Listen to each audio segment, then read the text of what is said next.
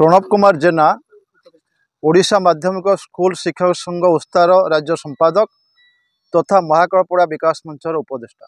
आज हूँ समस्त भारत वर्षर प्रत्येक नागरिक पई एक पवित्र दिन। महामानव महात्मा गांधी आज जयंती, यह सहित भारतर प्राक्तन प्रधानमंत्री लाल बहादुर शास्त्री जयंती। यही अवसर में महाकलपड़ा विकास मंचर सभापति प्रवीण शिक्षाविद, समाजसेवी, परिवेशविद काशीनाथ राउतराय आह्वान रे विकास मंचर आपण माने देखुचंती, आपण सम्मुख में समस्त सदस्य मान उपस्थित अछंती। यही लक्ष्य नहीं महामानव महात्मा गांधी जो भारत वर्ष पई वार्ता थिला स्वच्छ अभियान कार्यक्रम, आज पवित्र दिन में तांको श्रेष्ठ श्रद्धांजलि स्वरूप तांकर जो उद्देश्य और लक्ष्य को पूरण करने आज विकास मंचर समस्त युवा बंधु मान आगे आसी।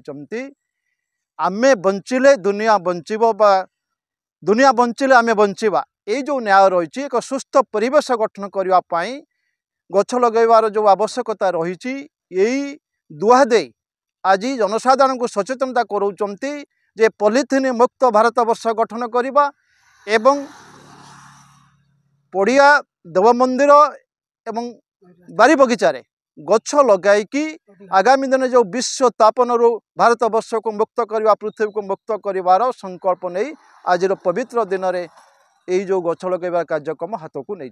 यार मुख्य उद्देश्य हूँ आम सभापति काशीनाथ राउतराय से इन्स्पिरेसन प्राय 4-5 दिन है कले आम कथा अनुसार से गछ लगे चलीचु। आज प्रोग्राम थिला जगन्नाथ पाखे बड़ गछ लगेलु, तसहित आमर आंब गछ लगिला, कृष्णचूड़ा, तसहित आमर जो आमर ताल गछ रोपण चली बहुत इन्स्पिरेसन जे ताल गछ लागू 2000 ताल लगे तथापि खाली गछ लगे छाड़ी दौरान ना रक्षणाबेक्षण ना क्षमा करेंगे आज्ञा, ये गछ लगा जाऊँ माने यार जत्न नि जाऊँ। जो गछर जत्न आवश्यक बौड़ गछर तार जत्न आवश्यक, ताल गछर कौन जत्न आवश्यक ना, लिंब गछर कौन माने जत्न नबार ना, तेणु से छाँ ऑटोमेटिक उठिबो।